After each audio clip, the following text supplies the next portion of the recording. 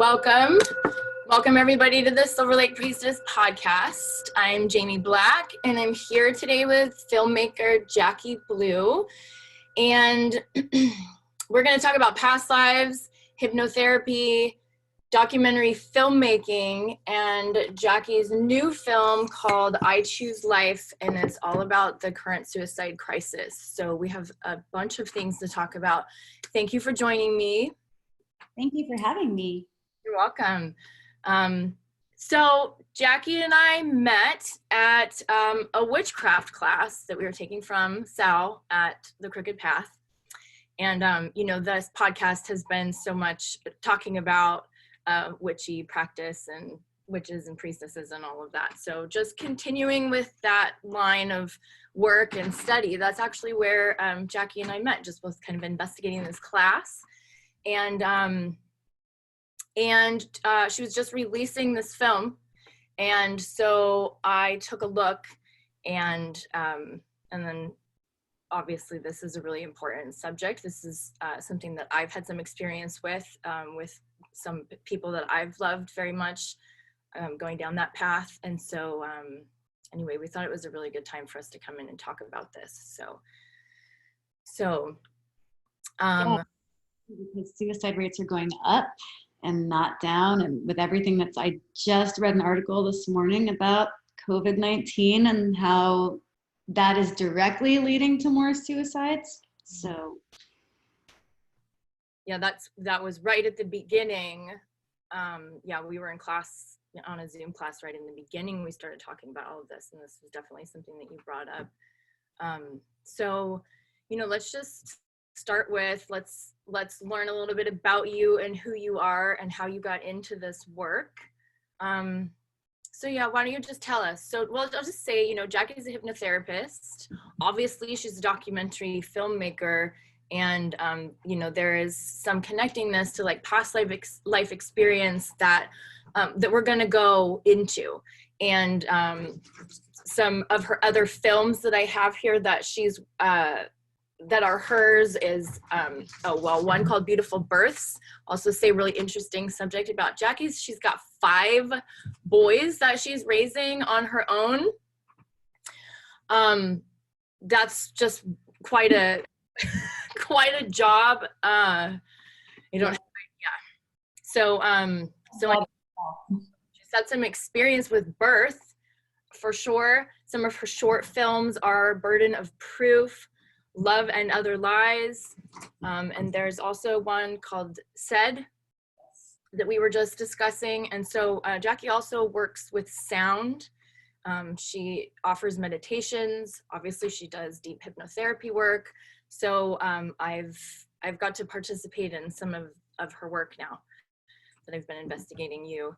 So why don't you just tell us, how did you get to where you are now? Like, how did this start for you? And did the hypnotherapy start first for you, or is this like simultaneous with? Well, so past lives started, that's kind of what started with all of since we're talking about past lives, and that's what led me to hypnotherapy later on. But my interest in past lives started when I was 13. And I picked up my mom's book. She had Many Lives, Many Masters by Brian Weiss. And I was like, oh, what's this? And I read through that like within a week and was like, well, that's fascinating. I have to know more. And so from that point on, I couldn't put that subject down. So every Brian Weiss book, every book I could get my hands on relating to past lives, I just had to consume all that information. And then Brian Weiss started putting transcripts in the back of his books. So when I was in high school, I asked a few friends to humor me and said, hey, would you guys let me read this on you? And all you've got to do is just close your eyes and just lay down. And if nothing happens, nothing happens. And if something cool happens, I want to hear all about it. So they all had an experience. And then they would all talk to me about it afterwards. And then they would say, let's do it again. And it was really cool. I was actually doing it on my friends before I ever had a past life experience of my own. And then I got to a point where I asked one of my friends, would you read it on me? Like, I want to experience it now. So that's how that started, when I was younger. And that always was in the back of my mind. That's always been something I was fascinated by. But I didn't know that I could incorporate that into a career. I thought you had to be a psychiatrist or a psychologist in order, because that's Brian Weiss was a psychiatrist. So I thought the only people who could ever do those were psychiatrists or psychologists. And when I had a psychologist, when I was, going through some stuff and needed one, I asked him about that, and he just blew it off and was like, "Oh, that's poppycock. That's all BS. I don't believe in that." So I was like, well, I guess I'm never gonna have that experience with a professional.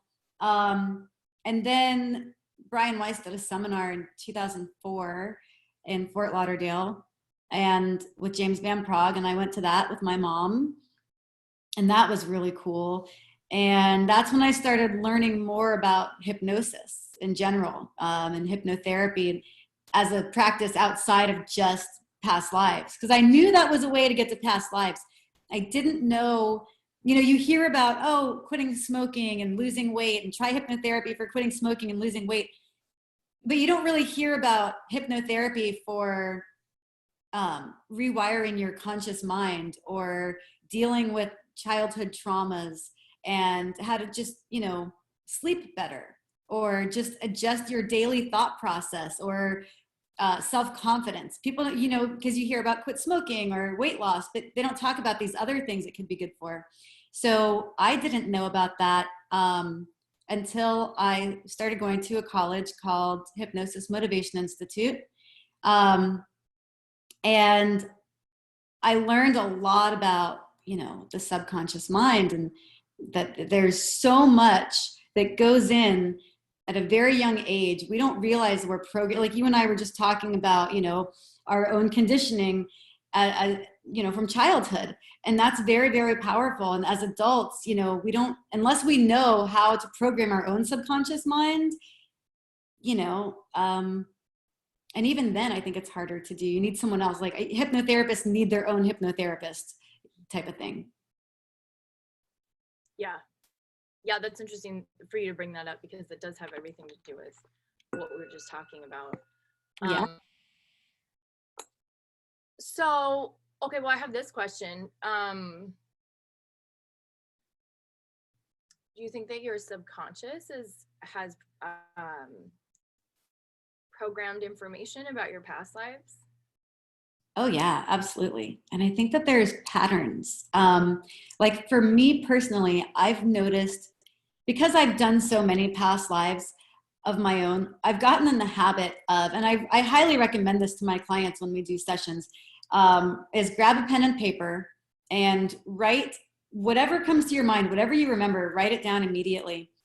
And so as I have this whole notebook that's just a collection of past life experiences, I started noticing patterns in my own, like there's certain patterns, like soul patterns, where you kind of maybe do the same work, where I've seen myself in multiple lives working with herbs and nature and the mind and the body and birth, and things that it's like, oh, okay, that makes so much sense why I do this, why I'm drawn to this now, or why this is second nature, and why I don't even have to think about certain things. I just know it, like, nutrition and food, and like, because for lifetimes. And so I've noticed that in myself, and then I've noticed with clients, when they do multiple past lives, a lot of times people will come for a past life session just for a novelty. So it'll be like a one-off, but every once in a while you have a client that really wants to explore their own soul and their own soul's consciousness. And so you do start to see patterns, not only in your own self and your hobbies and interests, but also in your relationships with people that, you cycle your soul family. I call them soul family. I don't really believe in soul mates so much as soul family. Same. Yeah. Okay, so tell us about the filmmaking. So filmmaking, when I was really young, I was really into writing and acting and theatrics and drama. I took, acting classes since I was 6 until I was 19. But I never liked being in front. Like I never liked performing. And it didn't make sense to me because I loved this world. Like I needed to be immersed in this world. I was theater nerd. Like, this was my world. It made sense to me, but I hated being on stage. I hated people looking at me. I did not want to be the star or the center of attention. So when I got older, I realized I'm a behind the scenes girl. I like being behind the camera. I like writing the stories. I like the directing more than the acting. And it took me, you know, as a young child, I just knew I loved being in this world. And as I got older, I realized where my place was in this world. And for the longest time, I was a writer. But then when I was in film school, and I went there for editing. So I was originally going there thinking, I'm just gonna edit, because I didn't know that I was editing for free and doing wedding videos for friends of mine and doing collages and just things like with kid videos and stuff. And then one day someone said to me, you know, you can actually make a lot of money doing this. And I was like, I can? Okay. So I went to film school to be an editor. And that's when I started writing again. I had stopped, when I had kids, I stopped writing for so long, like the creative writing. So I got really into that again. And then I started making a documentary on birth, beautiful births, in film school, because we had an assignment to do like a 5-minute documentary for one of our classes. And doing that 5-minute documentary, I really kind of got the bug I want to do a feature documentary. I have a lot more I want to say on this subject. So, but I didn't know if people would be interested in it. So I put that 5-minute clip on YouTube, and within 2 months, it had over 2 million views. And I was like, oh, okay, I guess this is a subject. I guess I should go forward, because I knew making a full documentary was going to take a lot of time. I didn't have any money to do it. So it was going to be a passion project. So I didn't know at first, are people even interested? Am I going to waste my time doing that? But when I saw, okay, 2 months, it's got 2 million views. I don't know 2 million people. So obviously this is a subject that I should do. People want to talk about it. Let's talk about it. So I put that out. I actually filmed all my interviews in Florida, and then I moved out to LA, and I did all the editing and all the post-production on that out here. And it was really, I don't know, I put it out. I didn't know what I was doing.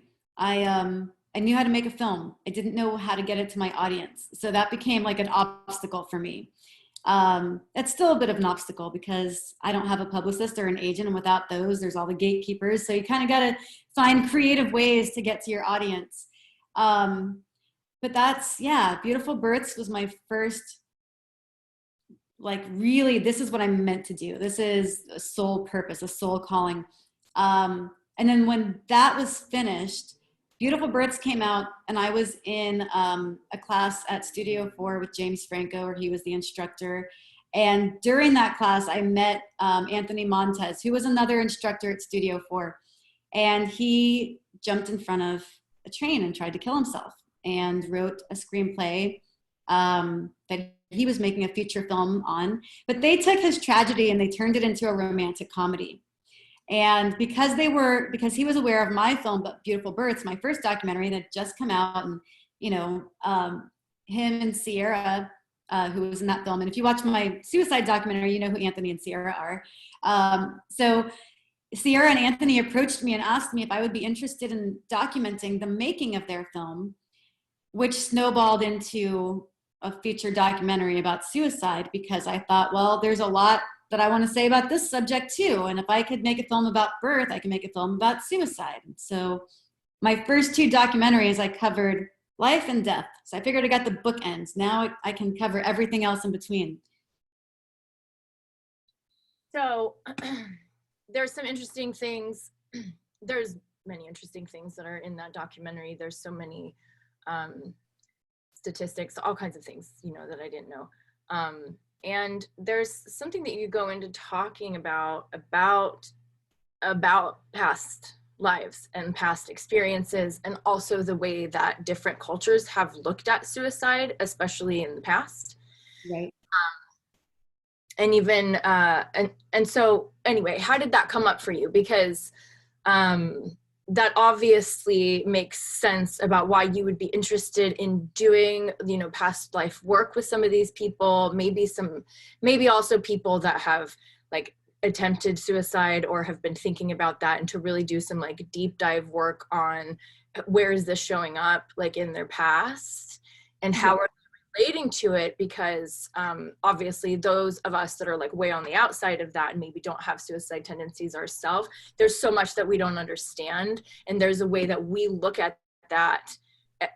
It could be like just so completely different than the experience that this person is having. And then also maybe there's all kinds of layers and past life experiences and things like that that this person is experiencing and reliving, that that sometimes also it's not so dark and it's not so tragic,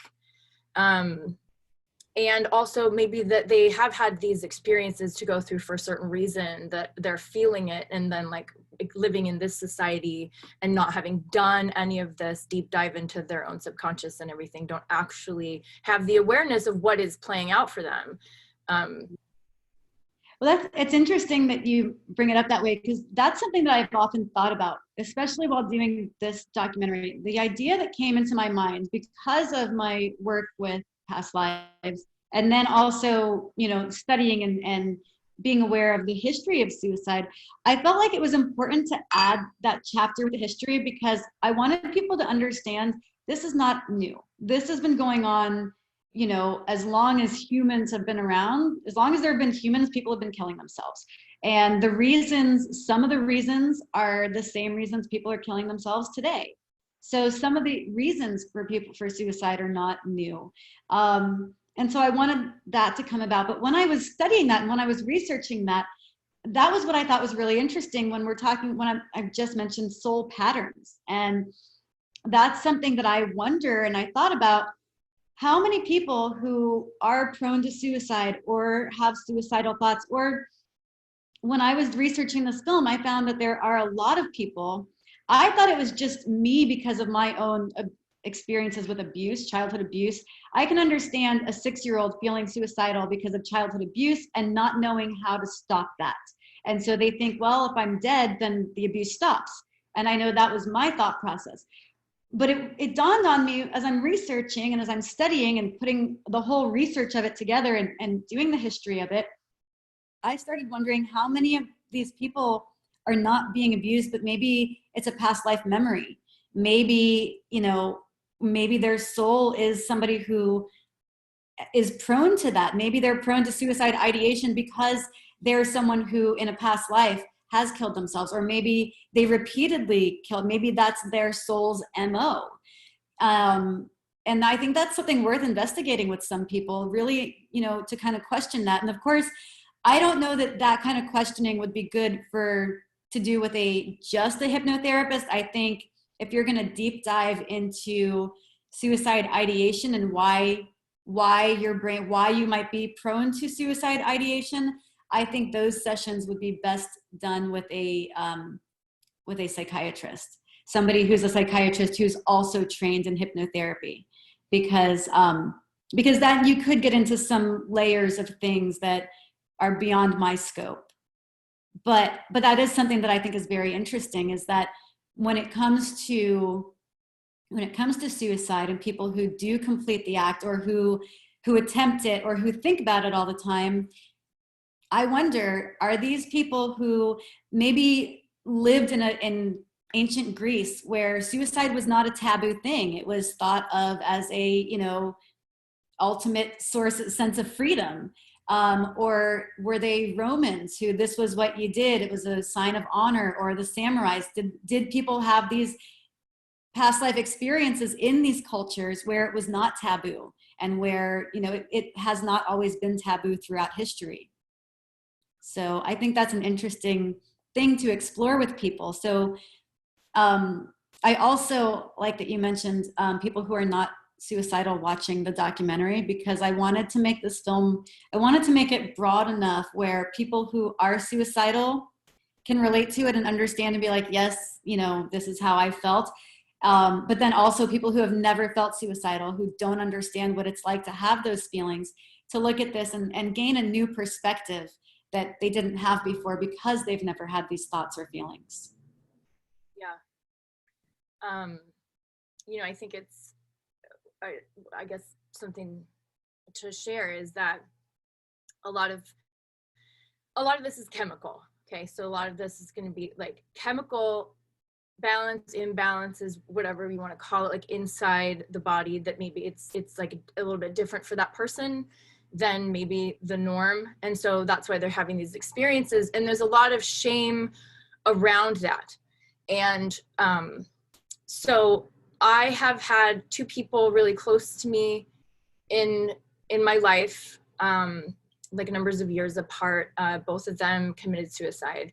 And so obviously the first time that happened, that was the first experience for me. And I learned through his friends and his family that this had been something that he'd been struggling with before and had tried to do it before. And, you know, you always hear the stories from people that it's just such a shock. Like they never knew that this person would actually do that. And so most of the time this is going on with somebody and you don't know about it. Most of the time people aren't sharing about it. Some people are aware enough that they know that they need to go and get some help, that they need drugs, they need counseling, they need, you know, someone to watch them.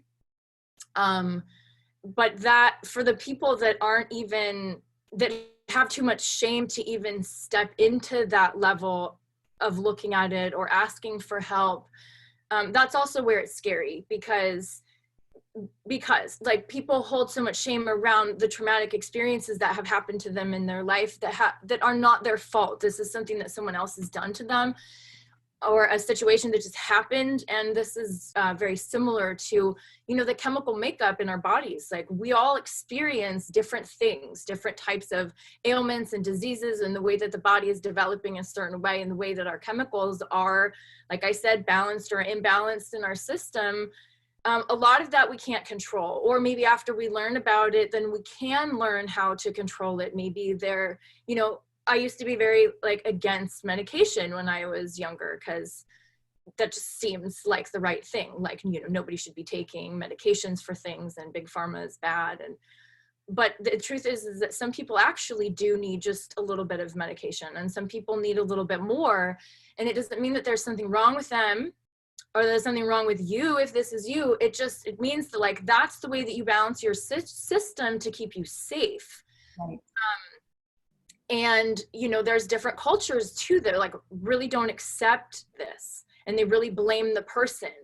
And rather than, I don't need to like call out any cultures, but there definitely are people that I know that are from some cultures, and I hear them talk about it, and it's like their families just don't accept it. They just blame them. There's something wrong with them.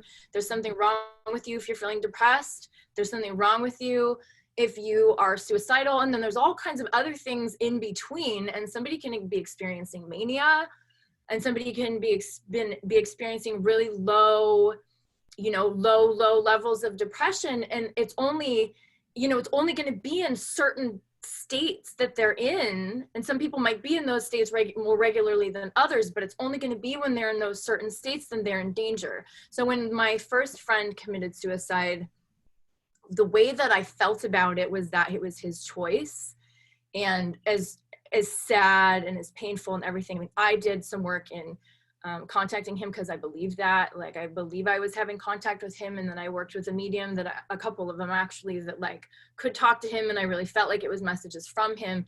And what, you know, it felt okay for me where he was now. I wasn't holding on to this place forever, for years, you know, just crying and worrying about him. I was made aware how bad it was, and I felt for him and hurt for him that it was bad. And then I also, you know, felt a lot of people will blame themselves when their friends kill themselves, obviously family and all of that. That's a really hard thing to go through too, because in my other friend that committed suicide a few years ago, and somebody who I had a very close relationship with, at times we played music together. I know not to blame myself for what happened, but I also did take responsibility for not being more present and not asking, and me knowing that this person, I didn't know enough about mental health. I know more now. It's something that, you know, it's something that I'm very interested in, and I want to know more about. So it's hard because, you know, if we're not in the field anyway, we're not experts, and it's like hard to diagnose people. But having an awareness of mental health and about depression. I've learned so much about depression in the past 10 years that I don't have depression. So it's just in all the things that we're talking about in society right now, about the things that we are not aware of because we don't personally have that experience. It's not in our view. We just don't even think about it, and we just go on thinking that everything is fine. And so anyway, learning a lot about depression from different people in my life that had it was actually really helpful now for me to be aware of what, is going on with someone. So I'm saying so many things at once, but it's like when you know that you have friends that are suffering from depression, it is important to check in with them, because these are the people that don't tend to call you. They don't tend to call you. They don't tend to call you when they need you. They don't have the ability, because what is going on with them chemically, to show up for you in a way that you might be like, well, that person never calls me. And that there also is shame around talking about it. And so I think it's really important for all of us to learn about depression. And that's what I think is so powerful about your documentary. So for everyone who's listening, the way that the documentary opens is really powerful. Just like immediately, it hits you, because she's sharing all of these different stories of different people, children. Like I hadn't heard those stories about those kids that were so young and taking their lives. And that's where it is, interesting to have the conversation about like past lives and what is coming in. Obviously, of course, abuse, the types of situations that people are in, racism. We'll just talk about that, because that is something that we are all learning about right now. So many of us white identifying people have not had the awareness of the racism that is present. So one of the stories was a Black kid, a boy, and the experience that he'd been having at school was overwhelming for him, and he felt so much hatred, and he felt so unloved, and he ended up, I believe this is the one that like hung himself. I mean, that's just the 8-year-old Gabriel who hung himself. Yeah, it's really sad, because all the stories that I opened the film up with, I did go back and read their stories because I was curious, and it was really, it's when children that are, and it's the leading cause of death for people ages 10 through 34. And when you think about how young a 10-year-old is, my youngest child is 11. And I look at my kids and I'm like, they're so young. Like my oldest are 16, and even 16, I'm like, they are so young. Like there's so much life ahead of them. And to think of children, and I was suicidal as a young child, but mine was directly because of abuse. And I know that. It was not a chemical imbalance. It was because I was being beat up by my dad and brother, and the other adults didn't want to hear it, or didn't want to believe it, or didn't want to step in, or whatever. But, so that was my thought was, well, if I die, then they'll stop, because then I'm not here for them to beat up anymore. But when I hear about other children and bullying at school, the fact that school bullying has gotten so bad that kids would rather kill themselves than go back to school, what's going on in the school systems? It begs the question, why is this happening? What are the teachers doing? What are the guidance counselors? Why do they have school guidance counselors for? What's going on? Because you're right. People who are dealing with this, they are not the ones who are going to reach out. They're the ones who are going to be quiet in the back of the classroom and not talking. They're going to be the ones who are not socializing. And there are signs, but people aren't usually looking for those, because they're looking for the obvious ones of somebody talking about it. Look for the ones who are not talking, because those are the ones that, and just because someone's quiet, I don't mean that just, someone might just be an introvert. That doesn't necessarily mean that they're suicidal or depressed even. They just might be a shy, introverted person.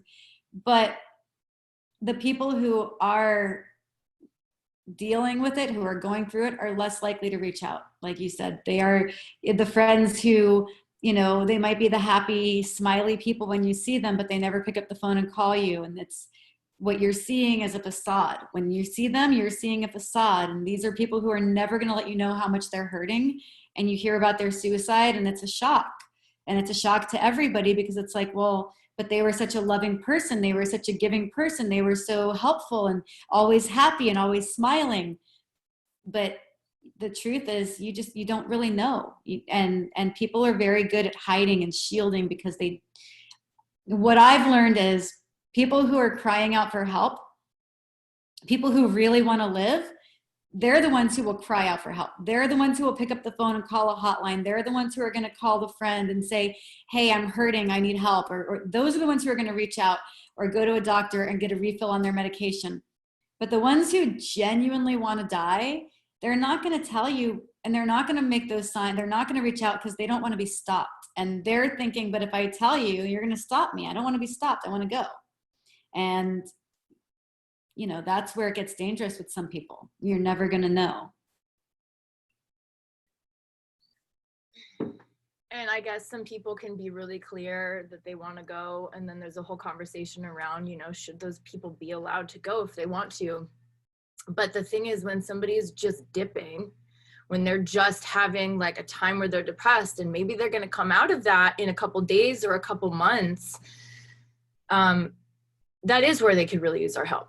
And that is where I feel like we are not responsible for the decisions that someone else makes, and we can't blame ourselves for that, but we can in our connections with people, in our relationships with the people who especially feel like your soul family and all of that.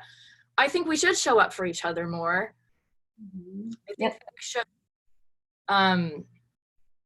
So I think this kind of conversation is important to have, and I think that your documentary is super important. I also, the way that you've made it, I really hope that is something that they can use in schools. That is like that they should be able to play something like that in elementary school.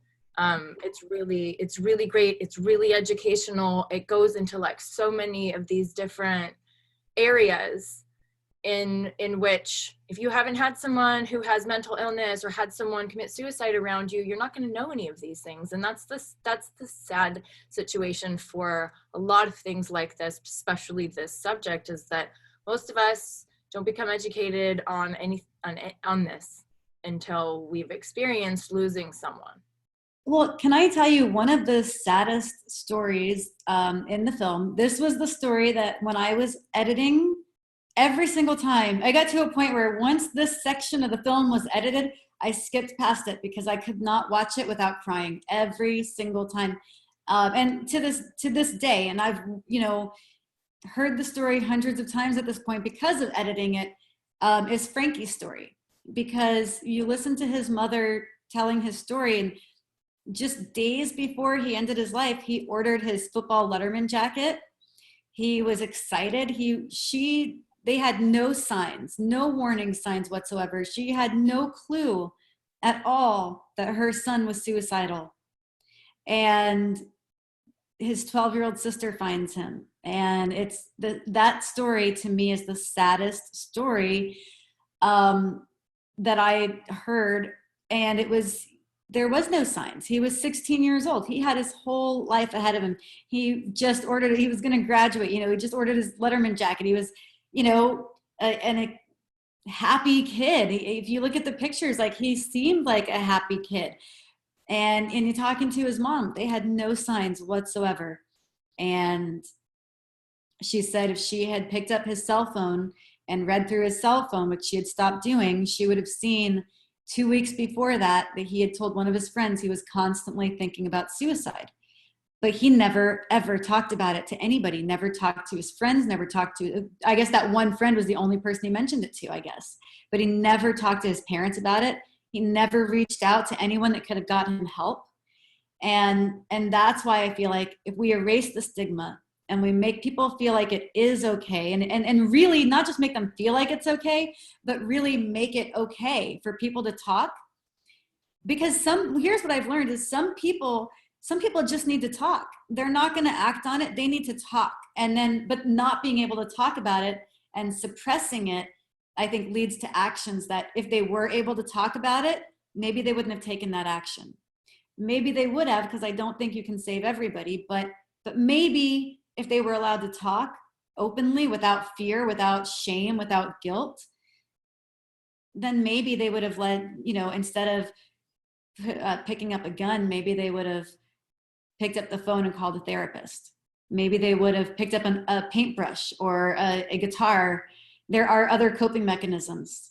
But when people don't have coping mechanisms, or they can't see any coping mechanisms, and maybe sometimes just having somebody there to point those out to you. I know for me, just someone saying, hey, why don't you go paint?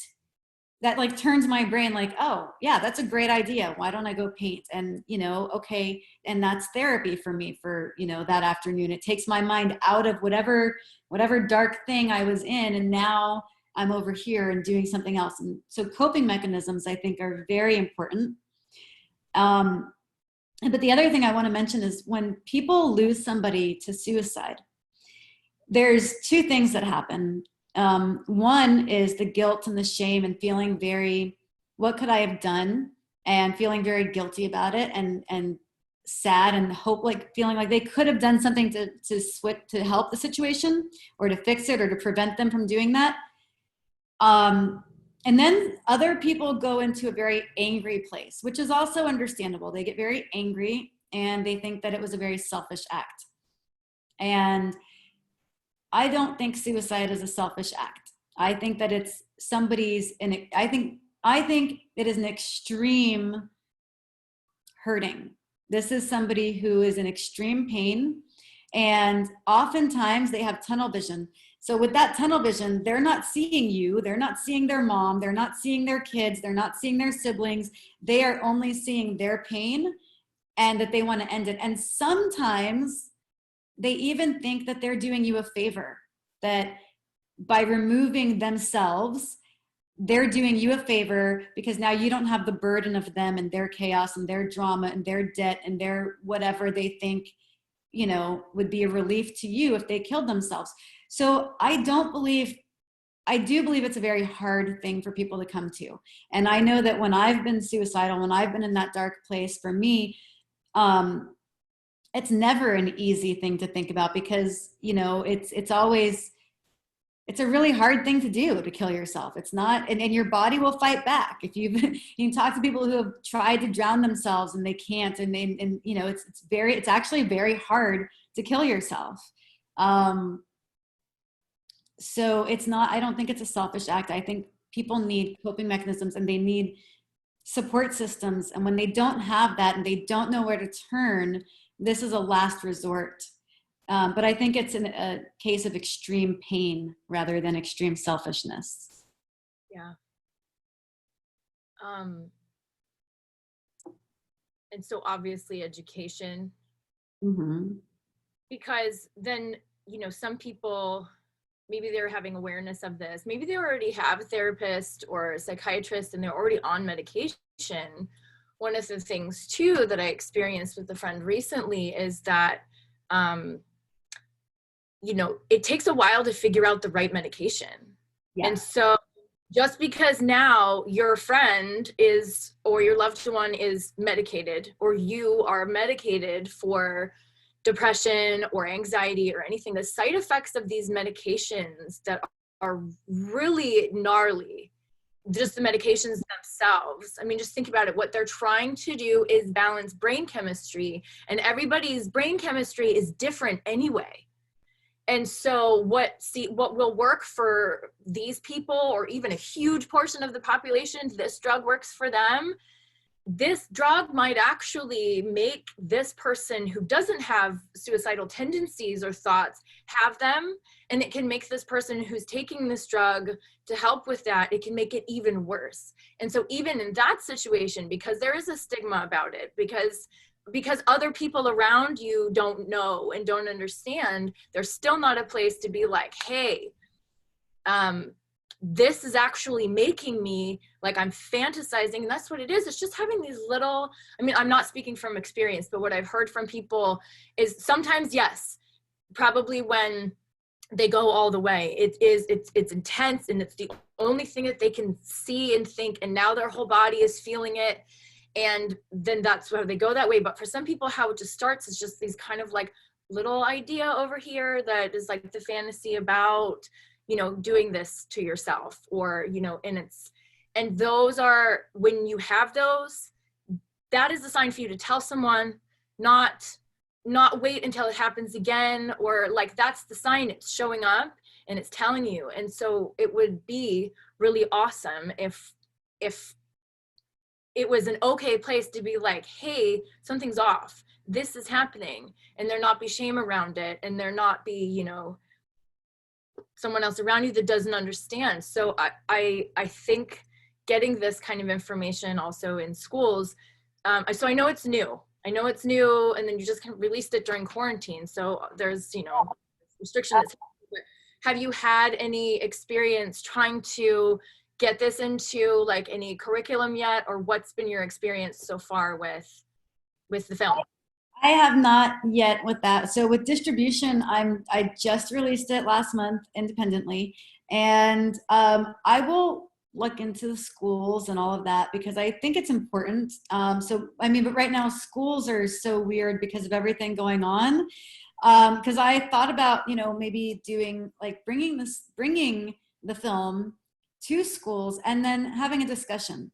Like let's make it an auditorium. Let's make it I bring the film and we do a Q&A and have this conversation, because I think that it is important for teenagers to have. I have teenagers. I live with teenagers. Suicide is something we talk about openly in this house regularly. It is not a taboo topic. None of my children are suicidal, but they do know that this is a topic that they can talk about.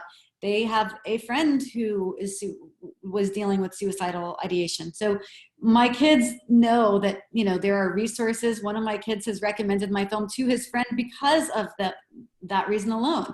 So they know that they can come talk to me. They also know that if their friends are feeling this way, that I have resources. And so my kids are open coming to me about this stuff. I wish more families would do that. I wish more parents would sit down with their kids and say, listen, if you're feeling some sort of way, come talk to me, because I would rather you come talk to me than me finding your dead body. I would rather you come talk to me about whatever is going on, no matter how uncomfortable it is, no matter how awkward it is. I would rather you come and have an awkward, uncomfortable conversation with me than for me to find your body dead or me have to bury you. You know, I think parents need to facilitate that conversation because kids are not going to. For sure. But you know, the parents are the ones who need to make the kids feel safe. And if the kids don't feel safe with their parent, because unfortunately, sometimes some households are toxic and some parents are not good parents. And some parents are abusive. Some parents are the reason their kids want to kill themselves, unfortunately. So for those kids, there needs to be somebody positive in their life. And if those kids are being abused at home and then they go to school and there's not somebody at school that they trust, those are the kids that I think are at risk for suicide. And I also think when a child kills themselves, I'm not talking about an adult, when a young child, a 6, 7, 8-year-old kills themselves, not only should we be looking at the school and bullying and what happened there, but are the parents being abusive? Are the parents drug addicts? What's going on at home to make a child? Because why doesn't the child feel safe going to their parents at home? The parents are supposed to be the safety net. So whenever I hear of a young child suiciding, automatically I think of, were they being abused? What's going on in that home? Because I know for me as a young child, if I had completed suicide, 100% it was because of my dad and my brother, 100%. And if there had been an investigation, my brother and father should have both been put in prison. You know, that's it. I'm sorry, if your kid kills themselves and it's because you're being abusive, that's wrongful death. You belong in prison. That's as good as you pulling the trigger and killing the kid. That's how I view it, just from my own experience of having been an abused child and knowing what it's like to feel suicidal at that young age, and then being a mother and saying looking at my own children and thinking, my God, if one of my kids had killed themselves at the age of 6, or if one of them had even thought about that at the age of 6, I would have to take a serious look at me as a parent, and do I even deserve these kids? So as a mom, I get very passionate about that. But yeah, there's an epidemic going on in this country that we really need to talk about when it comes to mental health, because it's out of control. What were you learning about what's going on in COVID? What's going on right now? So with COVID, there's a lot of people, so a lot of people are trapped in abusive relationships and toxic families. And so for those people, well, right now, because lockdown has been released, I mean, a little bit, I think it's only a matter of time before we're put on a stricter lockdown because of what's going on right now. But in the very beginning, when the lockdown, my immediate thought was domestic violence is going to go up and suicide is going to go up. And sure enough, within days of me saying that on my own Facebook page, I'm reading news reports. Domestic violence is up around the world. Suicide is up around the world. And I also think domestic violence also leads to more suicides because people are, again, trapped in a situation they don't see a way out of. And but that's not the only thing. You also have, when it comes to COVID, this is another, we have a lot of people who are losing their businesses. People who, let's say Sally, for example, ever since high school, Sally's got a trade and been building a business and building a clientele. And now 15 years later, after establishing a business, and now this is how Sally supports herself and her family. Now, because pandemic has to shut down. I mean, there's no way around that. Like we can't it has to shut down, right? Well, 3 months out of work, now her business is shut down. Now she can't reopen. Now she has to shut down. Now she has no way to support her family. This is when depression, I'm just using an example, Sally's and fake person, but fake business, fake person. But that's actually the reality for so many people in America right now, that their small businesses are shut down. There are so many mom and pop restaurants and businesses in LA that are now shut down. They're not going to be reopening. I'm more concerned about people that are losing their livelihoods that right now see no way to bounce back. I feel like they're at a higher risk for suicide than somebody who's been depressed for 15 years. Because somebody who's been depressed for 15 years by now has coping mechanisms. They're going to be depressed for another 15 years. But this person who just lost everything, they don't know how to bounce back. They don't have coping mechanisms. These are people who are also dealing with cabin fever. We don't know if they're in domestic relationships at home that are turning hostile. So there's a number of factors that have been leading to COVID, but cabin fever, people losing their businesses, losing their dreams, people being stuck in domestic violent relationships. These are all factors leading to the rise in suicide. So I also thought it was really important, and you'll notice in the film, I added a chapter. We put that in there a week before we released the film. I called my best friend and I said, hey, I have to put a chapter in this about 2020 and COVID and what's happening right now. And he said, come over, and I did. And we recorded the voiceover, and I spent the next 48 hours putting that segment together and splicing it and re-editing the whole film, because I felt like it was that important, because this has been a 5-year project, but nobody saw this coming. Right. Thank you so much for the work that you're doing and for sharing all of that. I was interested in what are coping mechanisms. So, for maybe some of us that really don't know, and I would really like to put in the show notes and then put it on Facebook here. We'll put some 800 numbers to call, but some information that we could get from you for parents that may be exhibiting their children with some of this, maybe signs or behavior, or friends, or somebody who might be watching it themselves that are like, what, this has been going on for me, and I realize I should do something about it. So we want to put some resources in there. Obviously, Jackie is going to be a resource. This film is really great to watch, for us all to watch and educate ourselves, and just to be sharing it with other people.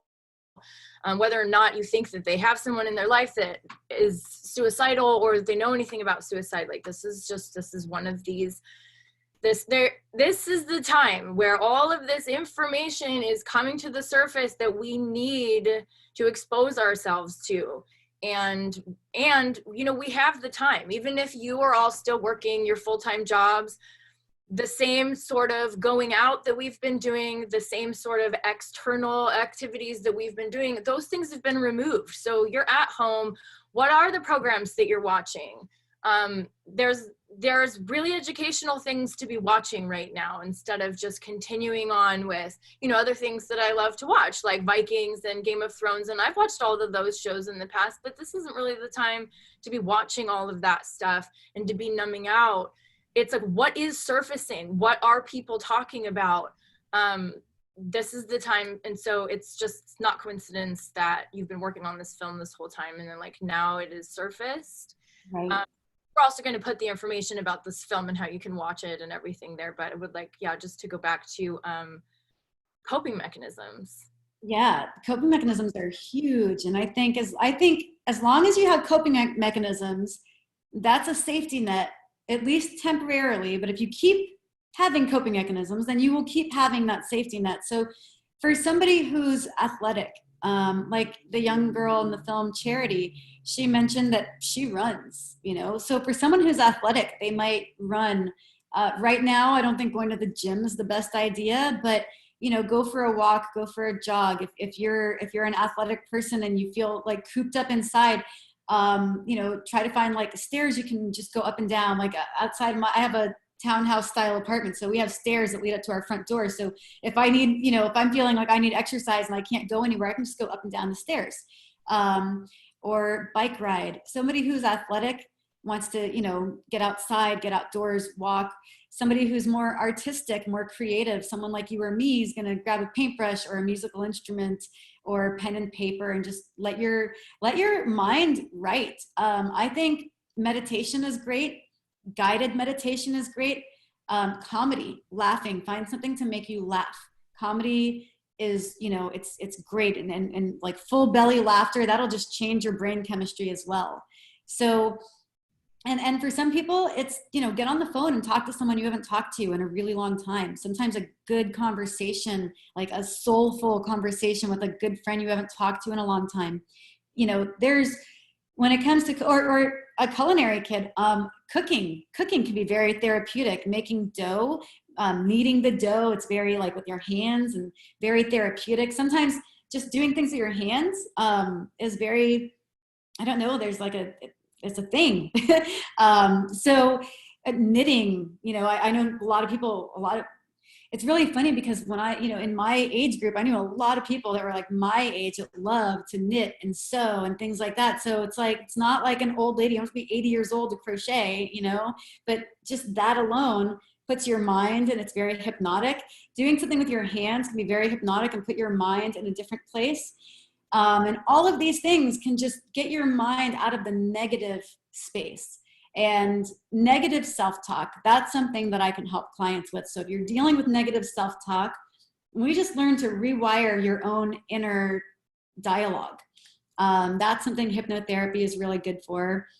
I can't directly work with suicide ideation, and because you would need a psychiatrist or psychologist for that, but I can help with rewiring your neurons. I can help you with, you know, if you're prone to thinking negative, you know, let's change that and help you rewire your brain to think more positive. And I do have, you know, as a hypnotherapist, there's a whole bunch of different things in my toolbox we can use for that. So it's just a matter of, let's figure out what works for you and who you are. And are you more athletic? Are you more creative? Are you more artistic or culinary? And then utilize that to find what coping mechanisms would be best for you.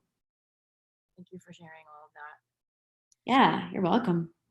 I know that you do have like meditations and guided meditations that we can listen to.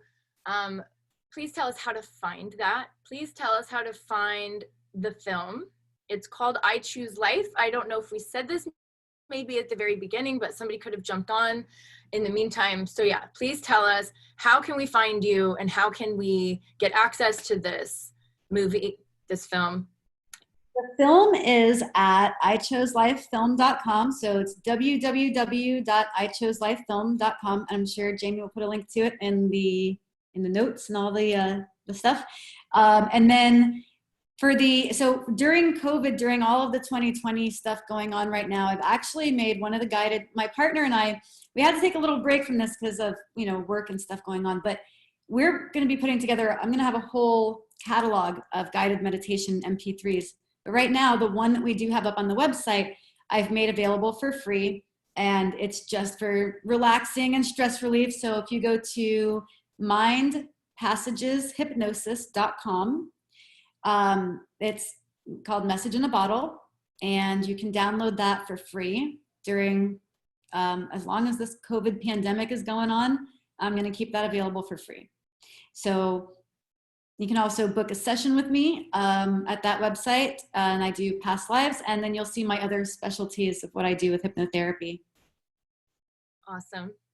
I was saying I choose life, so I Yes. chose life. Thank you. You're welcome. Thank you for having me. I think this is such an important thing to discuss, and I'm really thankful to have the opportunity to talk about it more, because I think the only way we're going to end the stigma is by talking about it. I think not talking about it is going to lead to more suicides, but if we talk about it and we let people know it's okay to talk about it, and I really think parents need to be the ones to facilitate and open up that conversation with their children. And let them know that they are a safe place, that it might be awkward and uncomfortable, but I would rather you have an awkward, uncomfortable conversation with me than for me to bury you. And if people can get comfortable saying that and saying that to their children, I think we might hopefully see a decrease in suicide and an increase in people reaching out for help. I appreciate that. And I think all of us that are watching here, we really appreciate it and appreciate this work. So thank you so much for joining us. And we're going to put all the information in the notes. And good luck with getting this film out there. And if there's anything else that I can do to help, please, we'll talk about that. I would love to talk about that. We have projects you and I are going to be working on, Black and Blue projects. Yes. Yes. We'll be back with, a few other things, but we'll share about those when that happens. So have a beautiful day. Thank you. Blessed be.